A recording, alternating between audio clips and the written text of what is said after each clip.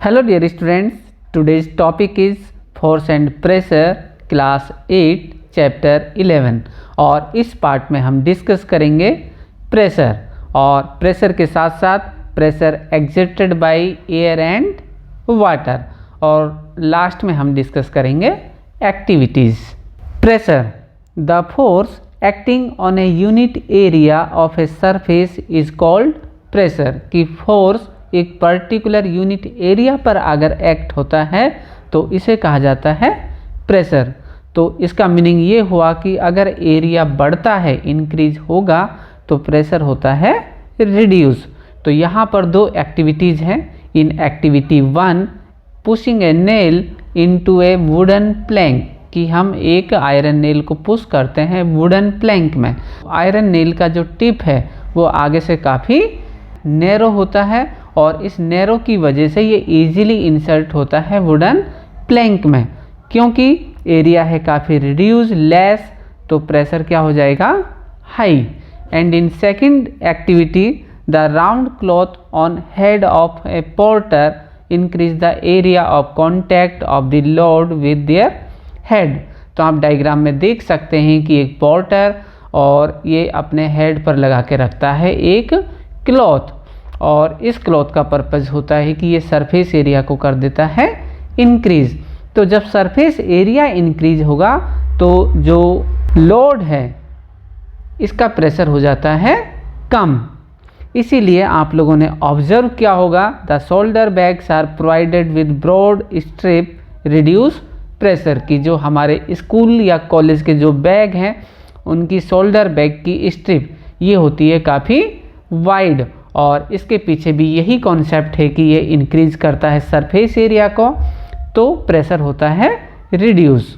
In A given activity the pressure exerted by liquid and gases. की pressure exert होता है liquid and gases से। तो इस एक्टिविटी के लिए हम सबसे पहले लेंगे लॉन्ग ट्रांसपेरेंट पाइप और ट्यूब अबाउट 25 सेंटीमीटर लॉन्ग। तो इसकी जो डिस्टेंस होगी ये है लगभग 25 सेंटीमीटर एंड द डायमीटर, और ये है लगभग 5 to 6 सेंटीमीटर। तो हम करते क्या हैं कि इसके एक एंड पर हम अटैच करते हैं बैलून, और बैलून अटैच करने पर हम इसमें फिल करते हैं वाटर। तो आप इजीली ऑब्जर्व कर सकते हैं कि इन डायग्राम 1 एंड डायग्राम 2, तो डायग्राम 1 इसमें पानी है लगभग हाफ और इसमें वाटर जो फिल किया है वो है हाफ से ज़्यादा। तो more water cause more pressure. तो आप देख सकते हैं कि जो साइज़ है बैलून की वो चेंज होती है, means it increase due to more water. So the pressure exerted by water at the bottom of the container and it depends on the height of its column. Activity second, तो इसके लिए हम एक लेते हैं plastic बोतल and fix a cylindrical glass tube. Plastic बोतल के बॉटम के पास में हम फिक्स करते हैं ग्लास ट्यूब और इस ग्लास ट्यूब के वन एंड पर अटैच करते हैं balloon and then fill water and observe the size of balloon. तो क्या होगा, वाटर ये इंक्रीज करता है the size of balloon. It means a liquid और water exert pressure on the wall of the container. कि ऐसा नहीं है कि ये बॉटम में ही प्रेशर एक्सर्ट करता है, ये वॉल पर भी प्रेशर एक्सर्ट करता है।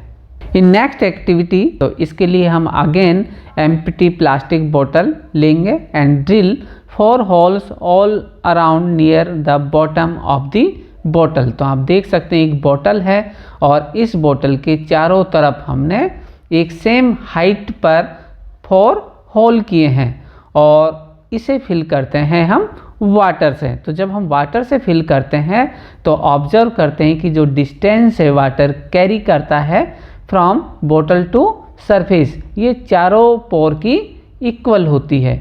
It means liquid exert equal pressure at the same depth on wall. कि जो वॉल है और सेम डेप्थ पर ये इक्वल प्रेशर एक्सर्ट करता है। सपोज एक पोर होता है यहाँ पर और एक बना देते हैं हम ऊपर, तो प्रेशर किस में ज़्यादा होता, इस बॉटम वाले में, because the water level is high as compare to top hole. Air exert pressure in all directions. Air exert pressure on the inner wall of an inflated balloon. तो आप डायग्राम में ऑब्जर्व कर सकते हैं, जब हम बैलून में air fill करते हैं तो ये प्रेशर एग्जर्ट करता है इन ऑल डायरेक्शंस, और इसीलिए इसकी जो साइज है वो इंक्रीज होती है इन ऑल डायरेक्शंस।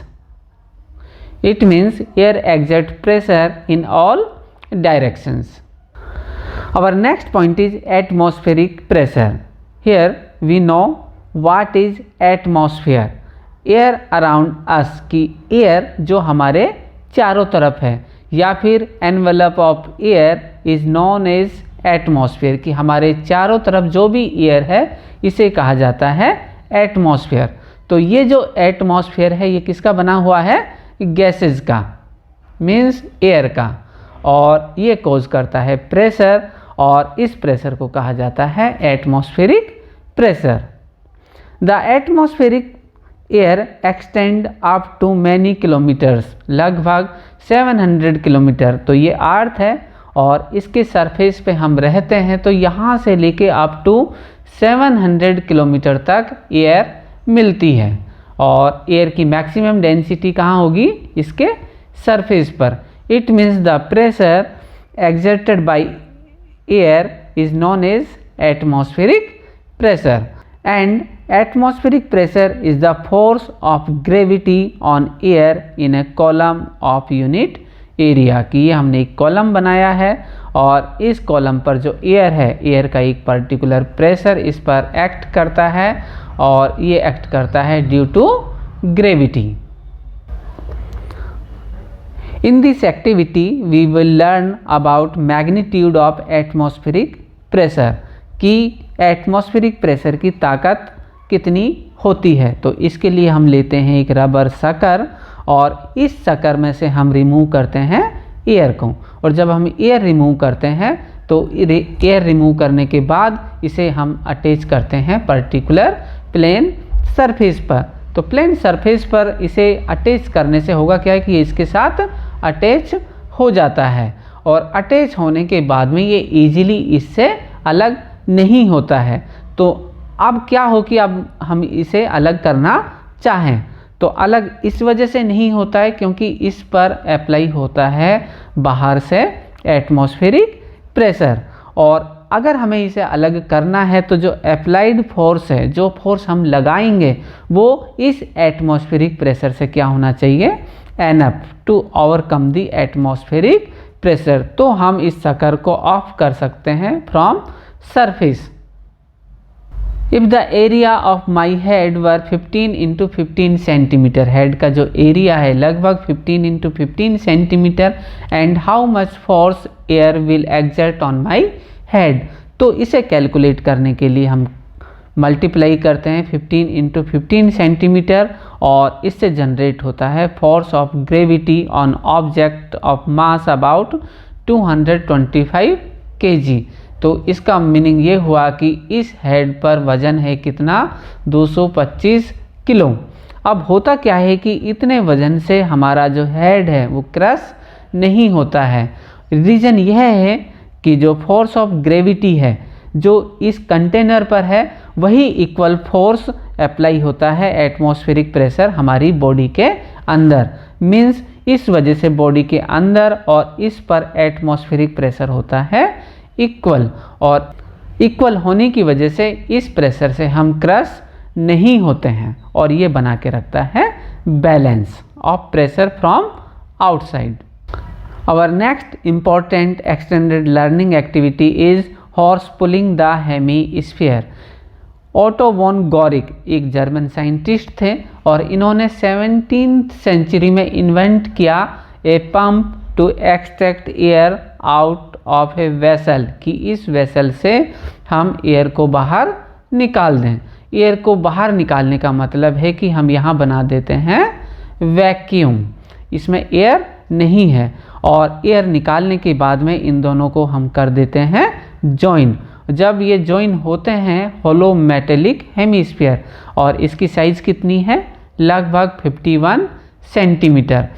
तो हम देखते हैं कि लगभग 8 हॉर्स ऑन ईच हेमिस्फीयर, 8 घोड़े इधर और 8 घोड़े इधर। तो इतनी पावर जब ये हॉर्स अप्लाई करते हैं तो भी ये दोनों हेमिस्फीयर अलग नहीं होते हैं। The force applied by horse's is less than the force applied by atmospheric pressure. इस वजह से ये इससे सेपरेट नहीं होते हैं। And in another second activity, आप डायग्राम में देख सकते हैं कि एक लेते हैं हम टम्बलर और इसे फिल करते हैं वाटर से। तो यहाँ तक तो ठीक है कि एक गिलास लिया, इसमें हमने फिल किया वाटर। तो अब हमें करना क्या है कि इसे कवर करते हैं एक थिक कार्ड से। तो आप एक थिक पेपर भी ले सकते हैं और इस थिक पेपर को लेने के बाद में आप इसे बहुत ही स्लाइटली और स्ट्रेट वे में कर दीजिए अपसाइड डाउन। और जब आप इसे अपसाइड डाउन करते हैं तो यहाँ से नीचे जो आपने हाथ लगाया हुआ है इसे कर दीजिए अलग। और तो आप देखेंगे कि जो वाटर है it is filled inside tumbler और नीचे क्या है कार्ड। तो ये वाटर इस कार्ड से बाहर नहीं निकलता है। The water is not come out from the tumbler. और इसका रीज़न यह है कि जो एटमॉस्फेरिक प्रेशर है वो इस अप्लाइड फोर्स से काफ़ी ज़्यादा है। इसके अलावा आप एक एक्टिविटी और कर सकते हैं कि आप लेते हैं एक टम्बलर, इसे फिल करते हैं वाटर से और वाटर से फिल करने पर आप एक लेंगे क्लॉथ और इस क्लॉथ को लगाने के बाद इस टम्बलर को आप स्लाइडली कर दीजिए डाउन। तो होगा क्या कि जो वाटर है it is hold by tumbler, कि पानी इससे बाहर नहीं निकलता है। इसका मीनिंग यह हुआ कि इसमें भी एटमॉस्फेरिक प्रेशर वो बहुत ज़्यादा है और जो वाटर से जो फोर्स बाहर की तरफ जनरेट होगा वो काफ़ी कम है। It means we can easily know the magnitude of atmospheric pressure. Thanks for watching. Please like, share and subscribe our channel Biology Academy। और आप हमारे साथ बने रहिए और नई वीडियोस को देखने के लिए। Thank you.